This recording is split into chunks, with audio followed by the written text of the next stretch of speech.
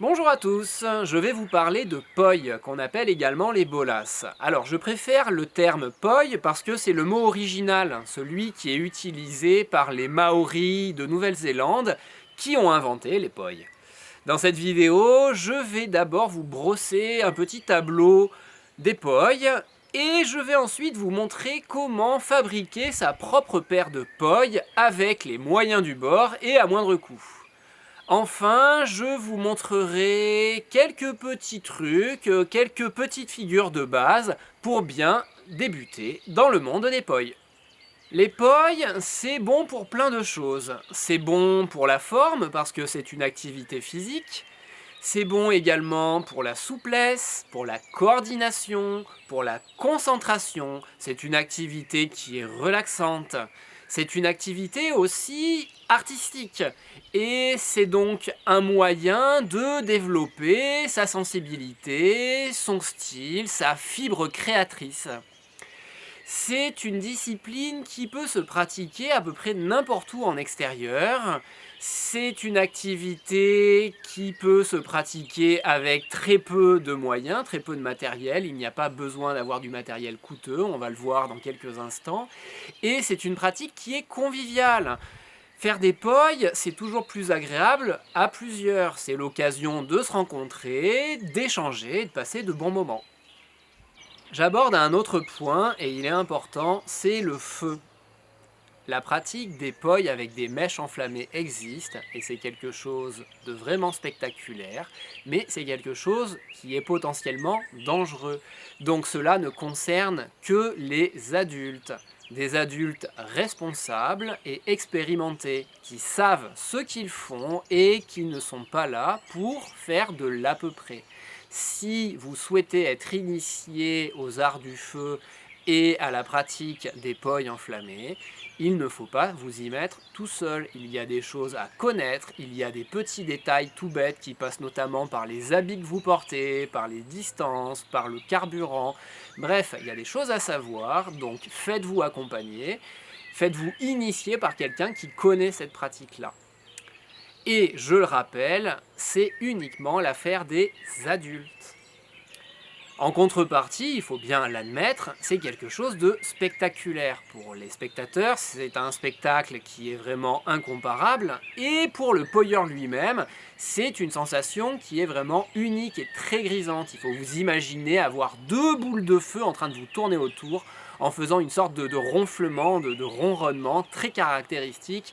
Donc je ne peux qu'en dire du bien parce que c'est quelque chose que j'ai pratiqué et que j'ai beaucoup aimé, mais attention, il s'agit de savoir ce que l'on fait parce que c'est une pratique dangereuse. Ceci étant dit, il existe une alternative, c'est le matériel lumineux. Le matériel lumineux, c'est tout simplement des LED avec des batteries qui les alimentent et le rendu du matériel lumineux est vraiment magnifique également. On n'a pas les mêmes sensations, mais on a tout de même des couleurs, des clignotements, on peut même avoir des dessins qui apparaissent par stroboscopie. C'est vraiment magnifique et c'est beaucoup plus sûr que le feu. Alors, à quoi vont ressembler des poils fabriqués maison? Tout simplement à ça. Il s'agit d'une paire de socks. On appelle ces poils des socks parce qu'on les fabrique avec des chaussettes. Sock, ça veut dire chaussettes en anglais.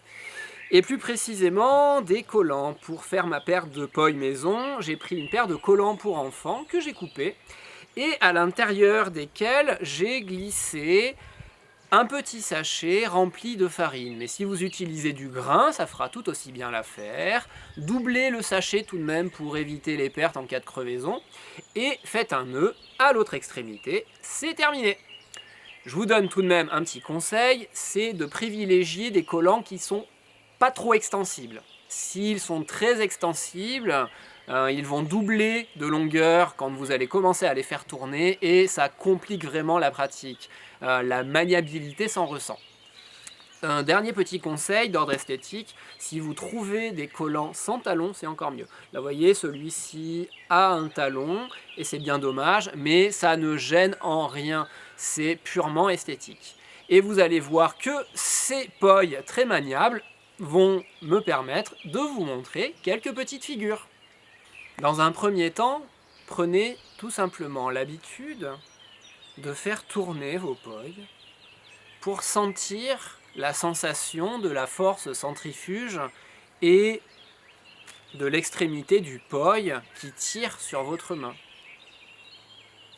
Vous pouvez le faire à une main, à l'autre main, dans les deux sens. Arrêtez le poil, faites-le balancer dans l'autre sens et vous allez être prêt à un moment pour balancer les deux poils comme ceci et faire ce qu'on appelle le papillon.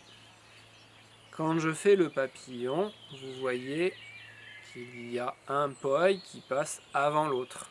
Si les deux poils passent exactement au même moment et qu'ils sont parfaitement alignés, en réalité, ils risquent de se percuter. Mais si je décale légèrement mes deux mains et que j'ai un tout petit temps d'avance, les deux poils vont pouvoir tourner sans se rencontrer. Plus je suis à l'aise et moins j'ai besoin de faire des grands cercles. Je peux, quand je suis très à l'aise, même faire se toucher mes deux mains.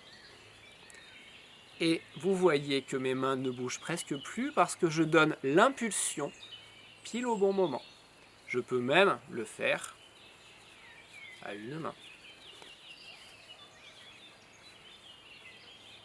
Autre figure, je vais faire tourner les poils de part et d'autre de mon corps. Je veille bien à ce que les poils tournent chacun dans un plan parallèle à celui de l'autre.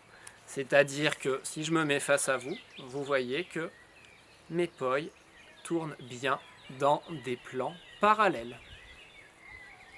Pas comme ça. Pas comme ça, non. Je fais attention, je veille à ce que leur plan reste bien parallèle le plus possible. Quand je suis à l'aise avec cela, je peux m'arrêter, faire la même chose dans l'autre sens, m'arrêter, repartir, et ensuite essayer de faire se croiser les bras. Donc quand je suis prêt, regardez bien. Je croise, je décroise. Je croise, je décroise. Je croise, je décroise.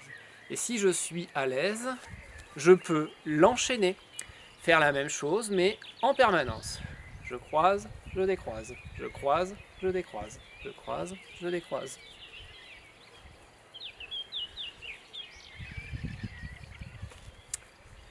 Je peux également faire la même chose, mais cette fois-ci, je vais créer un petit décalage, c'est-à-dire que quand le poil de droite a la tête en haut, celui de gauche a la tête en bas, et vice-versa. Vous voyez, je crée ce qu'on appelle un mouvement asynchrone, un petit décalage. Et je vais pouvoir faire le croisement, là encore, avec les poils décalés.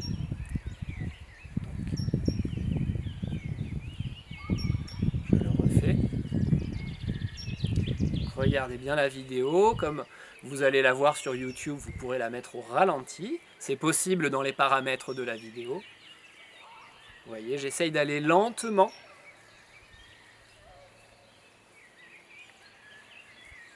Lorsque je suis à l'aise avec cela, je peux, là encore, le faire en continu. Ce qui donne cela. Et là, vous voyez, je croise. C'est toujours la même main qui passe dessus et la même main qui passe dessous. Là, c'est ma main droite qui passe dessus. Autre série de mouvements, ce que l'on fait un coup devant, un coup derrière. C'est-à-dire que, juste à un poi, je fais tourner un coup devant, un coup derrière, un coup devant, un coup derrière. Je peux le faire dans l'autre sens. Et je peux m'entraîner avec l'autre main avant d'essayer de le faire en même temps avec les deux pois. Alors là, c'est un petit peu difficile, mais c'est très progressif. C'est pour vous donner une idée. Essayez, tentez des choses, et vous verrez que de toute manière, quoi que vous fassiez, à partir du moment où vous arrivez à l'enchaîner, c'est que mis bout à bout avec un deuxième poi, ça doit faire quelque chose d'esthétique. Je termine la vidéo par une dernière figure que j'aime beaucoup, qui est vraiment une figure élémentaire, mais qui est, je pense, la première figure qu'on apprend qui donne vraiment des nœuds au cerveau. Donc elle demande vraiment à ce qu'on l'étudie de près pour la comprendre. Cette figure s'appelle le weave 3 bits. Je vous ai déjà montré cette figure-là, où on fait ceci et on fait un croisement. Donc ça, vous venez de le voir. Le weave 3 bits, c'est un peu ça, sauf que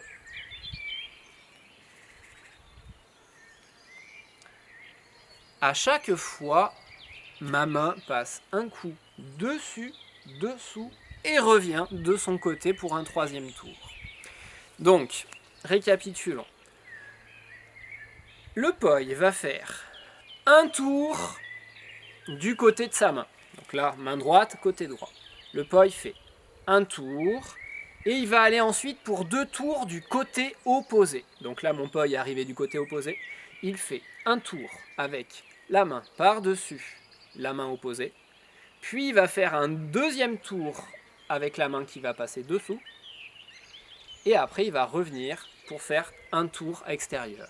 Donc on va dire qu'on fait un tour extérieur, un tour à l'opposé dessus et un tour à l'opposé dessous. Ce qui fait dessus, dessous, extérieur, dessus, dessous, extérieur, dessus, dessous, extérieur, dessus, dessous, extérieur, dessus, dessous, extérieur, dessus, dessous, extérieur, dessus, dessous, extérieur, dessus, dessous, extérieur.